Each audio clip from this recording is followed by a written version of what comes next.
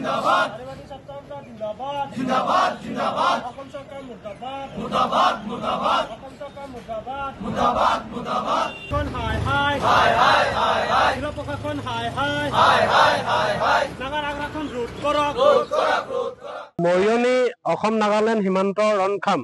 ৰজাবাৰী গাঁৱত যোৱা 1 তাৰিখে আমাৰ অসমৰ বসবাস কৰা ৰজাবাৰী 4জন ব্যক্তিক নিজৰ মাটি খেতি কৰা মাটি নগাই বেদখল কৰিছিল আৰু এই বেদখল মুক্ত কৰিব যাওঁতে আমাৰ 3জন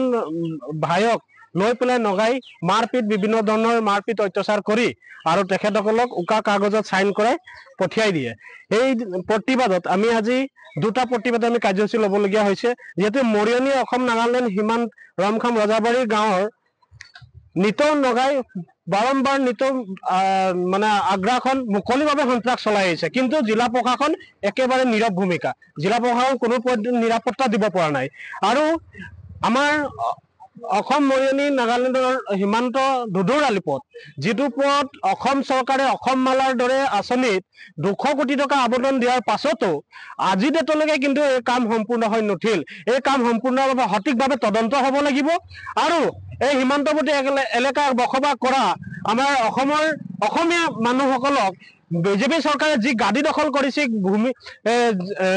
সীমা সমস্যা সমাধান কৰিবলৈ বুলি তাহাঁতৰ স্লোগান আছিল জাতি মাটি ভেটি তেওঁলোকে প্ৰতিশ্ৰুতি কিন্তু মুখৰি দিছে তেওঁলোকে প্ৰতিশ্ৰুতি বিফল তেওঁলোকে প্ৰতিশ্ৰুতি পালন কৰিব পৰা নাই। আজি আমাৰ এই প্ৰতিবাদস্থলীৰ পৰা তেখেতসকলক হুকিয়াই দিব বিচাৰিছো বিজেপি চৰকাৰক তেওঁলোকে প্ৰতিশ্ৰুতি পালন কৰক যি আমাৰ